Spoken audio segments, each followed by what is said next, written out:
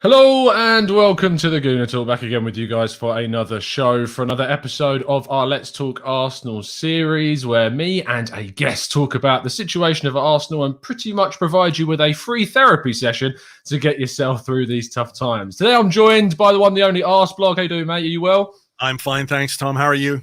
Yes, very good. Very good. It's weird, isn't it, at the moment? We're talking about Arsenal at this stage of the season, and it's not looking great. I remember speaking to you recently about this, and it wasn't, I want to say, necessarily this bad. We got ourselves to a quarter-final now, but the mood is still very low in the camp. I think that's natural when you have a league season which under-delivers.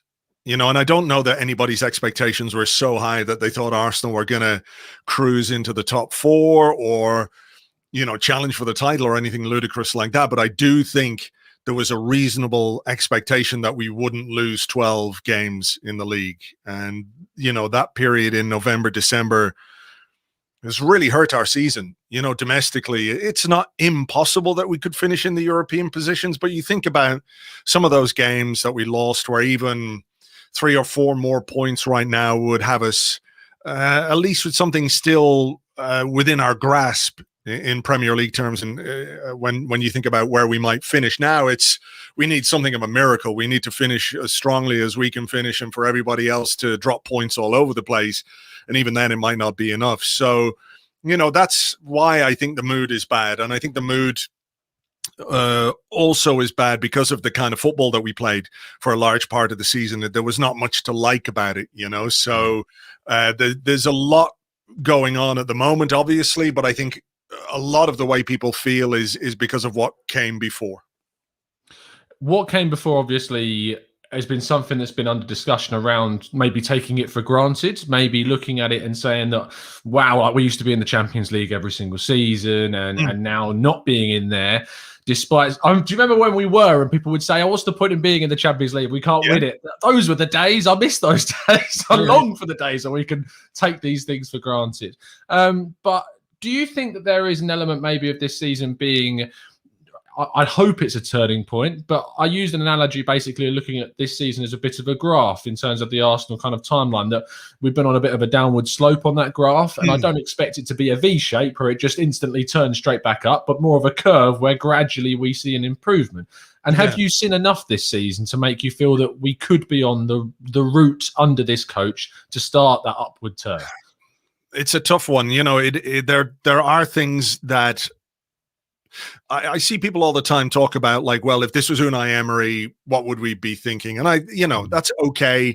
I just think the comparisons are a little bit spurious in that, the respective circumstances in which the coaches have done their jobs are very, very different. And I can see promising signs in certain aspects of the way we want to play, some of the things that we've done, some of the situations that we've tried to sort out at the football club that needed to be sorted out. People needed to leave. Certain cohorts of people needed to go because, they weren't positive for the football club. May have hurt us footballistically, to use an Arsene Wenger expression. But, it's difficult because the good things that you see, Tom, are very often undermined by basic poor things that make you wonder what's going on, like what is happening here. Some of the goals that we give away, some of the games that we lose. It's very difficult to feel hugely confident. I'm hopeful, and I kind of want it to work because I do feel like Arsenal has needed to. I don't know if we needed to hit a rock bottom. That's not where we need to go. But I think there was going to be a point where, things were going to get worse before they got better. And I think this summer, maybe what's left of this season, but certainly this summer will be key in terms of how things are going to improve, because there's only so long you can give a project before you accept that, okay, even with the best intentions, with the best will in the world, with the best ideas, with all the heart and the passion and the desire that Mikel Arteta has to make it work. If it doesn't work after a certain period of time, you're gonna have to think about doing things slightly differently. But there are aspects of what's going on that I think are positive, and if we can it's $1 million thing, isn't it? If we can stop shooting ourselves in the foot, we'd be instantly 25%, 40% better. Talk about tactics all you want, talk about team selection all you want, talk about the way the team plays all you want. But if we could stop sabotaging ourselves, we'd instantly be in a better position than we are right now. Some people might say then that's, you talk about team selection, we are still shooting ourselves in the foot, but those players that are making those errors, as we've learned time after time, are being picked. So to play devil's advocate, someone might say that Arteta is at fault because he is still picking those players. Like people use the Martinelli example. Why hasn't he played more this new year since coming back?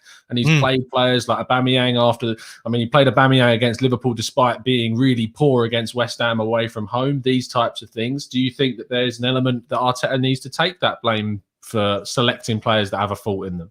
Sure, he's the coach. I mean, I wouldn't put the Liverpool game down to Aubameyang being played on the left. I didn't agree with that. I don't think it was a good idea, but I don't think that's necessarily why we lost. And I can understand why in certain games or in certain aspects, the manager might look to experience to get him out of situations that he might be in, but it's clear to me, one of the most positive aspects of this season has been the emergence of young players and the impact that they've had on the team. Go back to when we talked about November, December and how bad things were. Who were the guys who came in and made things better? It was Emile Smith-Rowe. It was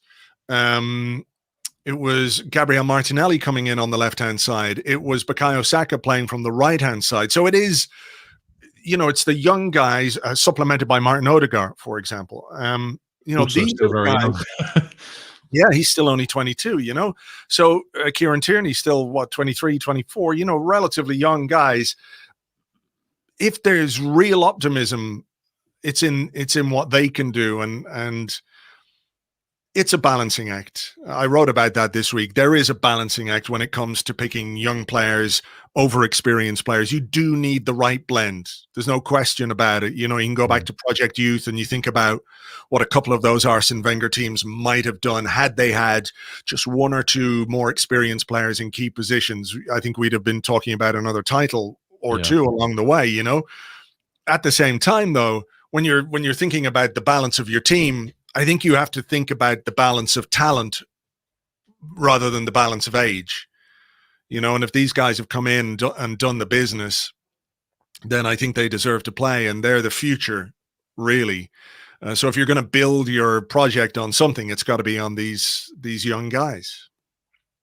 It is always about the blend. Blend is a great word to describe it, and finding that balance between experience and youth, and also being careful, of course, and not overhyping youth can be something that Arsenal fans do. A lot of Martinelli, I feel, is in that bracket. Whilst being the same age as Bukayo Saka, I don't feel he's on that same level yet as Bukayo Saka is in terms of his output. I think that he's one of those players that, because he's stereotypically a likable from an English perspective, I talk about him because he's full of running, through a passion and drive and fight. And that's something that, from an English perspective in the English game, people really appreciate and really look at as something desirable, and maybe that elevates him to a different level. Do you think? Yeah, I think so. I mean, it's really difficult to not like the way that he plays and the intention with which he plays and the technical quality he has, but he couples it with this energy and this he plays with real verve, doesn't he? You can see that he enjoys football and all he wants to do is contribute. I think another part of the Martinelli thing is, we can talk about the injury that he had and the other injury that he had when he just came back. But I think, let's imagine for a second that Emile Smith-Rowe had been fit for most of the season. Imagine if he was playing a lot of his football on the left-hand side and the choice was between Martinelli and Smith-Rowe. I do wonder if it will be quite as intense, the clamor for Martinelli. I'm not saying he's not a really exciting player. Of course he is. I think what it is that there's this line drawn between, how do we play Willian, who has been underperforming, and not give Martinelli the minutes? And it's really difficult to argue that, isn't it? It's like, why? And I understand this about William Saliba. I understand why we sent him on loan. He's a 19-year-old central defender. Yeah. But then you have the argument, well, why did we give minutes to Mustafi rather than giving to Saliba? You know what I mean? And I think part of it is due to how fed up we are with some of the players who have underperformed and yet been given what we feel is chance after chance after chance. And some of the young guys maybe aren't trusted to the same extent. You know, like there have been times this season where, as young and inexperienced as Martinelli might have been, could he drop a bigger stinker than Willian has in some of his games? You know, I don't think so. So I get that completely. But I do think there's an element of comparing what we consider the best thing against what we consider the worst thing, and maybe the truth lies a little bit more in the middle. Yeah, and the middle is something that's gotten a lot of focus, I think, this season. And when Thomas Partey came in at the start of the season, it was for me a bit of a game-changing signing in my view. And if you would have said when we signed Thomas Partey you'd be sitting in 9th at this point, I would have been like, you're mental, because that key area is somewhere I thought would propel Arsenal to different levels. Now, he has been injured for a lot of the season, and him not being able to string a few games together until right now, I think has cost us in certain games that we would have been able to better compete when our midfield of either Elneny and Xhaka or Ceballos and Xhaka has been overrun at times. But Granit Xhaka is someone that both myself and you have had our criticisms of in the past. I'm very much an admirer of what he brings to the team and how important he is to the team. But I still look at that central midfield position as somewhere that Arsenal should be looking to add strength to, because the drop-off from Xhaka and Partey to either one of Ceballos or Elneny, for me, seems significant. But Xhaka has been, this second half of the season, really integral to the way that we've wanted to play.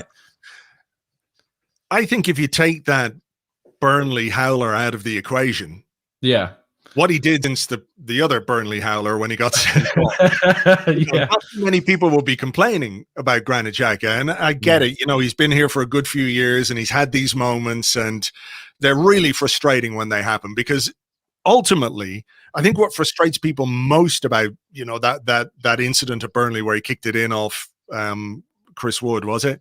You know, he's capable of better. You know, he's capable of a lot better than that. I know he's capable of that as well. You know he's capable of that, true, but you know, you also know that if he was just routinely terrible all the time, it would be a much easier conversation for everyone to have. But I think, you know, he is. I think you're right to point the drop off between him and the other alternatives. I think he's the second best central midfielder we have at the club, no question about it. I don't think it's even close when it comes to Ceballos or Elneny. You know, he hasn't had the ability to play with Thomas Partey for quite you know, to build the relationship that you need to build in that key area of the pitch, because Partey's been in and out, and he's struggled for form, he's struggled for fitness, and all of those things have contributed. It's got to be an area, I think, that we're looking at in the summer. And Xhaka, you know, I'm actually reluctant to sort of say anything good about him or nice about him in case I jinx him ahead of tomorrow night or something like that. But, you know, one of the things that you have to give him credit for is his durability and his availability. You know, he's very, very rarely injured. He almost always plays 90 minutes. He missed the game the other week because he was sick. There's something to be said for that, you know, in a team, in a squad which does struggle with fitness and things like that. So look, he's got plenty of experience. He's got qualities. We know what those qualities are. If we can play in a way which allows us to maximize his strengths and doesn't expose his weaknesses, I think we see a pretty decent Granit Xhaka for the most part. And there I go. I've absolutely ruined him for tomorrow night. You wait for another Chris Wood episode again. He didn't play there against Sheffield United. He played at left back. And of course, I looked at the January window. If we had a time machine to go back to how I was feeling after the January window, and I was feeling brilliant about it. I thought the way that we moved players on, the way that we got, with a very limited financial situation, got into decent and more than decent in Ødegaard's situation on loan. But one of the things that has been very much highlighted in this second half of the season, and due to the fitness of Kieran Tierney, is a lack of a backup left back not being brought in, either it not being just someone for 6 months, or be it on loan, or letting Kolasinac leave and not replacing that. Xhaka played at left back, and I thought played against a admittedly quite poor Sheffield United team very well.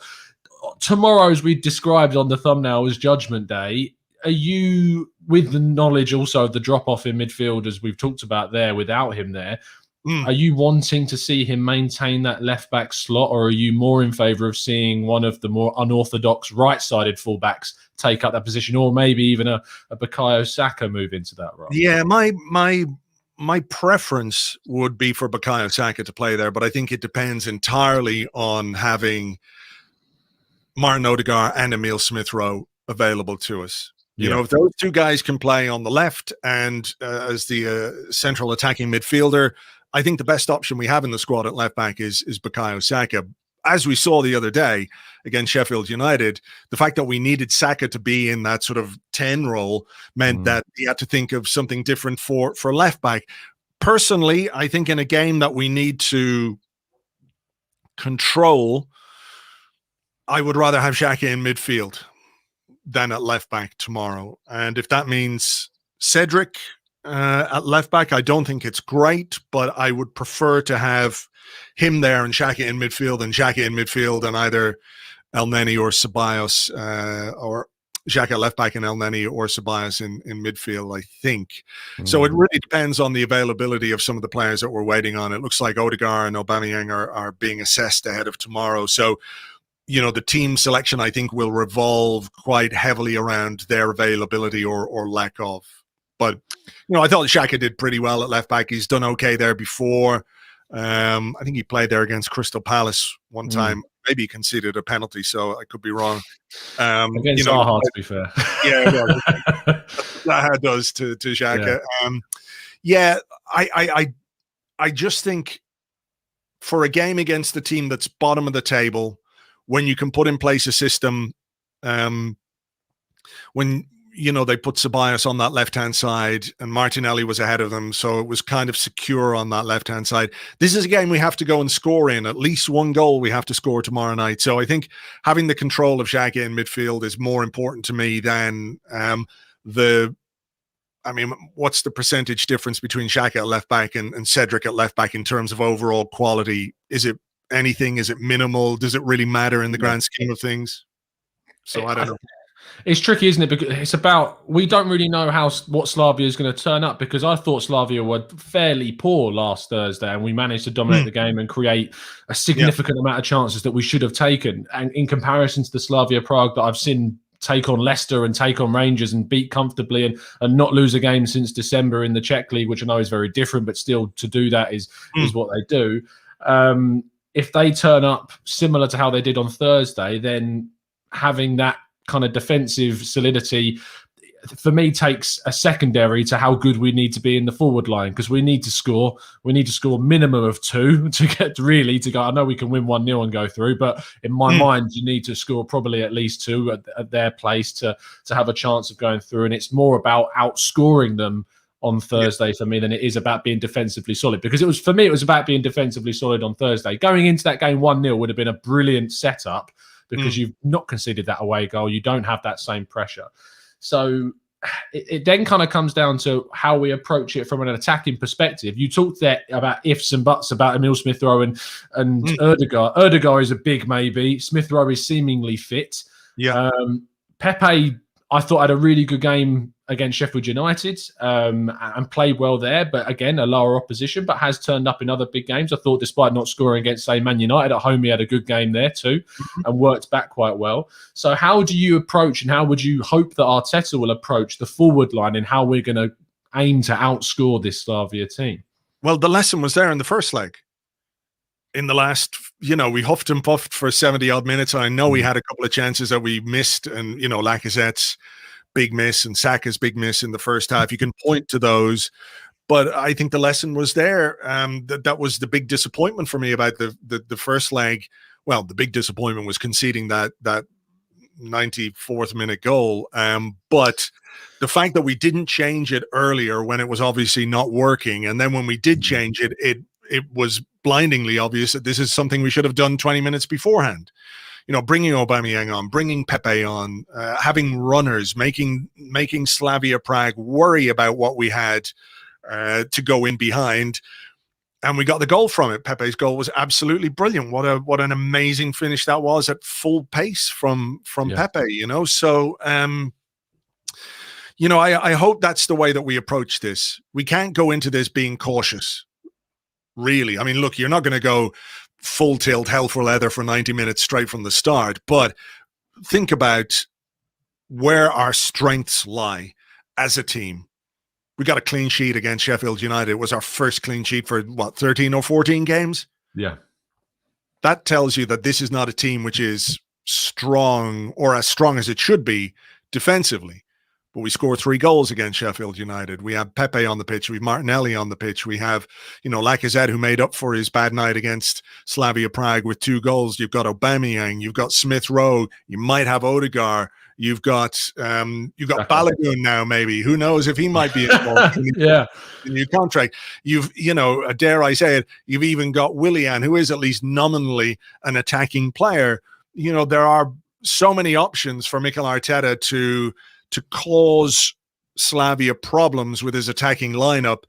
I think the very obvious thing for me is that this is a team which plays a high line, can't cope with pace, can't cope with movement in behind. So pick a team which will exploit that part of their game. Deal with the rest of it as you're going to deal with it at the back.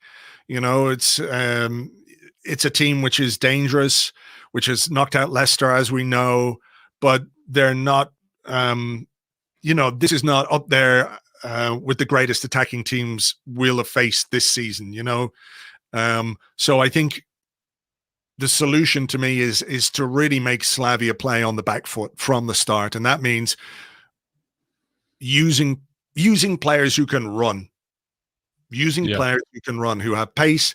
We were leaden-footed against them in the first leg. You know, Willian and Lacazette together in the same team, you just lose too much of what you need to play good football these days, you know? So that's where I would go with it. I mean, do you have any different thoughts on that? Have you got an ideal lineup in your mind, an attacking lineup? An attacking lineup, I think that you have to, I think Martinelli probably keeps his place with his energy. Yeah, his energy is electric. And I think a lot of that will come down to also what you talked about, Martin Odegaard's availability. Because weirdly, if Martinelli is to be benched, in my mind, it's only because you've got a fully fit Smith-Rowe and a fully fit Odegaard, because I love the fluidity of those two when Odegaard's at 10 and Smith-Rowe's on the left. You could play Martinelli in a striking role, but I think with Lacazette's goals against Sheffield United, he'll be on a high, and you feed that form and you take that forward. So if Odegaard, which I'm, to be honest, from what I've listened to, heard and stuff, it's pretty much like a minimal chance he's going to be. Yeah. So Smith-Rowe is probably going to go back to the number 10 role, being fully fit and in training. Martinelli on the left, Lacazette and Pepe as your front four. And then you're thinking about, where does Saka come in? And maybe Saka then does go to that left-hand side, left-back position with Granit Xhaka pushing back into midfield. I think it all depends on how solid, because Slavia Prague, whilst are a lesser team, their strength is on the right. The 19-year-old Seema is very, very good. They've got Oscar Dorley as well on the right, who can play there. He's also very technical and gave us a couple of issues on the right. So that's where they look most dangerous at the Emirates, is on the right. So it's, if Saka's going to play left and he's going to push up, you've got to have that faith in Gabriel and Granit Xhaka to cover those areas. And you've also got the thing about, I thought Pablo Mari was good against Sheffield, and I thought he's been good this season. I thought he was good against Leicester when we won 3-1 away there, bar the brain fart and letting Tielemans kind of come in straight in the first 5 minutes. But he's been good. But I think Gabriel being rested probably tells you that he's going to start on Thursday. I wonder if he might pick more or less the same front three, front four as he picked against Sheffield United. It could be Martinelli or Smith-Rowe on the left, Pepe on the right, Saka in that 10 role, because I thought there were some really promising signs from Saka in that position. He combined well with Pepe, he combined well with Thomas Partey as well. I have a feeling that Aubameyang, if they're unsure yet if he's going to train today, that makes it seem like he's not going to be a guy that you should start in a game as big as this. You know, my preference would be for Aubameyang up front ahead of Lacazette, assuming both were fully fit.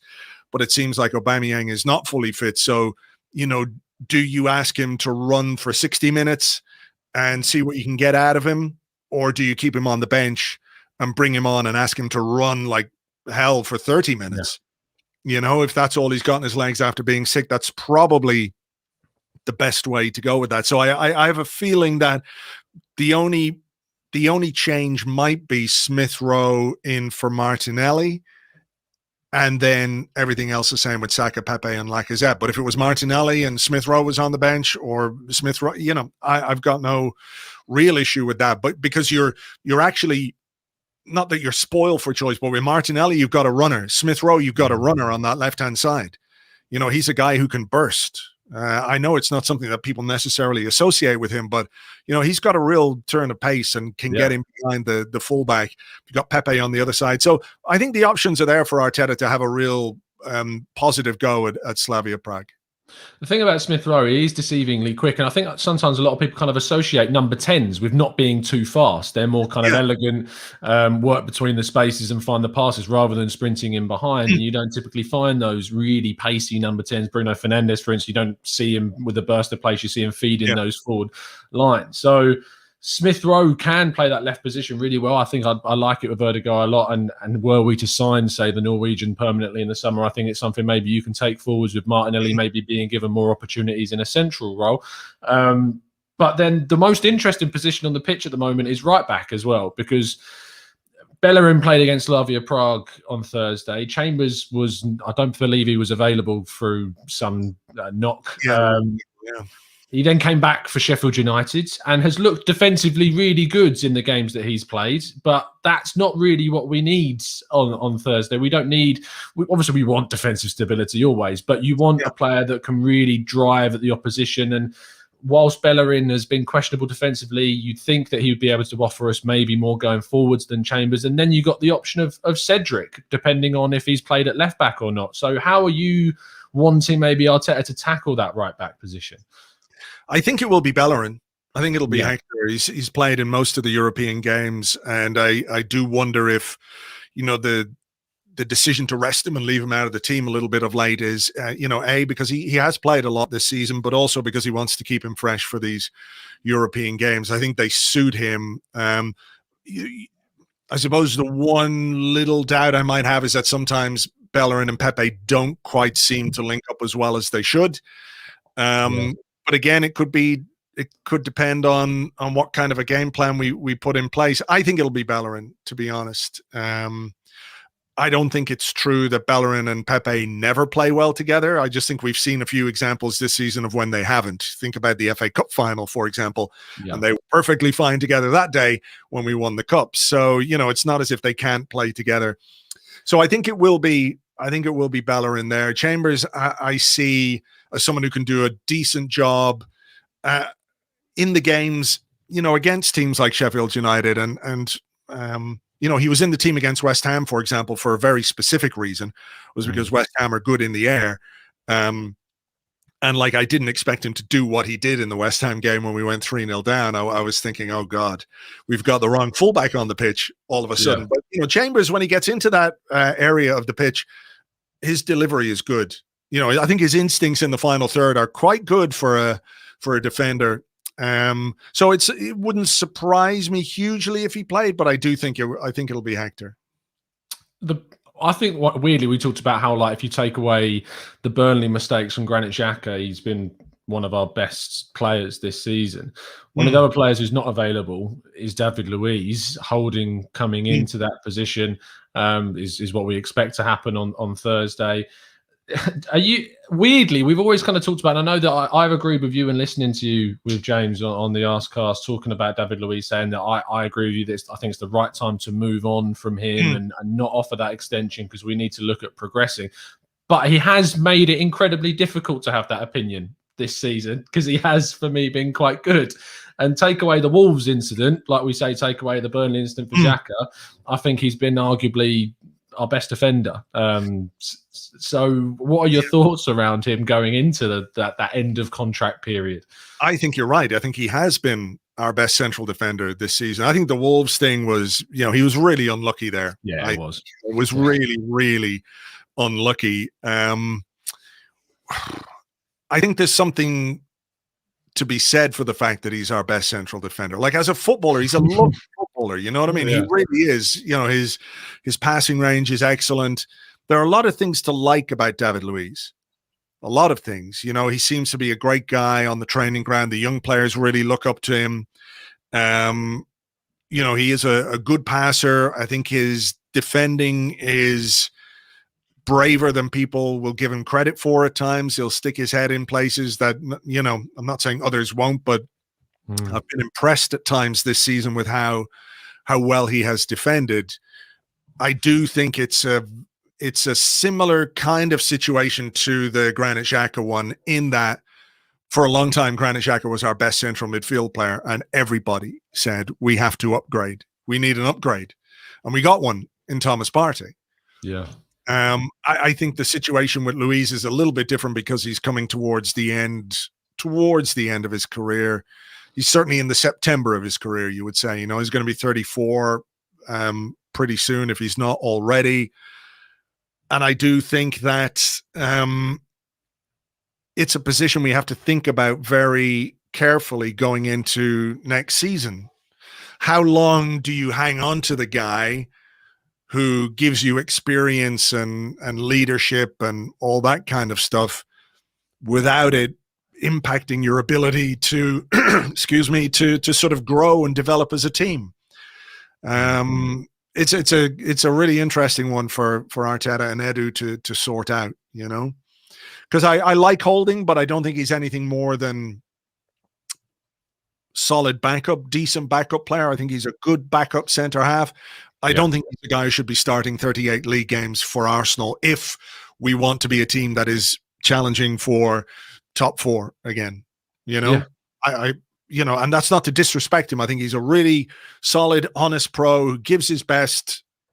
All those boxes, tick them all. But I just think there is a ceiling in terms of his quality as a defender and as a footballer, as a passer of the football, that we have to acknowledge if we want to make progress. I mean, you can like a guy, and I like Rob Holding. I like him, but you can like someone and still think, okay, we can do a little bit better than that, right? So I look at Granit Xhaka. So yeah, exactly. It's not being harsh. It's being realistic about what players are capable of and what they bring to a team. So I think it will be an interesting one. It will probably depend on what happens in the rest of the season, if we have European football or not. Because David Luiz, whether you want to believe the spin in the newspapers or not, is an expensive player. Yeah, he earns a lot of money. You know, he earns a lot of money, and that, you know, look, he might readjust his salary demands, but he's earned a lot of money in the couple of years that he's been with us. So that's another consideration. And if we don't have European football to boost the coffers, then it becomes increasingly difficult to make a case for him staying on, you know? Tom said in the chat, if Luiz accepts a pay cut and a reduced role for an extra year with the scope to integrate into the coaching staff afterwards, why not go for it? And well, does he want to be a coach? Does he want to be part of it? Go back to Benfica, so he might want to play. I mean, that's the thing, you know, particularly for central defenders. You can, I think with central defenders in particular, you can kind of slide towards the end of your career much more easily than, I don't know, a Theo Walcott, for example, whose game is built on pace, and, you know, a huge part of his game is pace. When that starts to go in your early 30s, I'm not saying you go off a cliff, but, you know, you've seen central midfielders, for example, in the past who play on and on and on, and they do so by dropping back into the center of defense. You know, you can get away.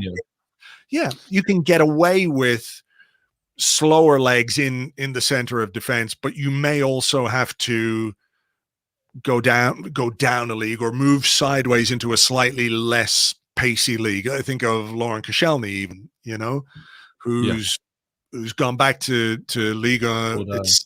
You know, and will probably play another couple of years there. So Luiz might not want to be a coach at all. He might in the future, but, you know, I have a suspicion that he'll want to play on for another couple of years. And if that means going to the Portuguese league and playing for Benfica, or even back to Brazil for a little while, who knows? So Before you go, I do have to ask because it looks like it's about to be announced very, very soon. The new contract for following Balogun, which really came out of absolutely no. I mean, I've seen some turnarounds for Arsenal in terms like the Partey on the deadline day was a pretty big turnaround for the books. But the Balogun situation looked dead in the water. Looks absolutely like there's no chance he's signing. Otherwise, why wouldn't he have signed already? But every single press conference, Arteta kept on saying he wants to stay. I want him to stay. We're working on it, and no one really bought it, and was just kind of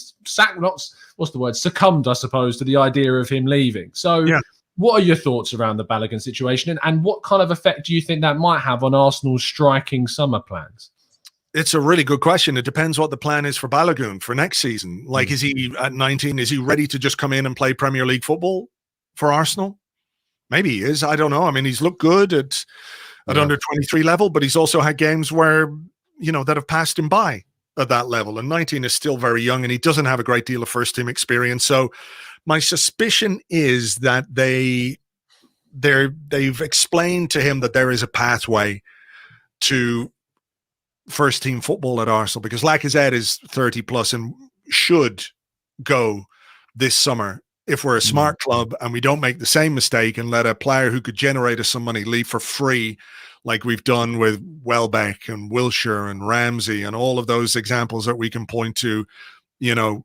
Whatever the varying circumstances of those, financially, they've not been good for Arsenal. We have, particularly at a time when finances are so tight because of the pandemic and everything else, we have to maximize our return on players this summer. So Lacazette should go.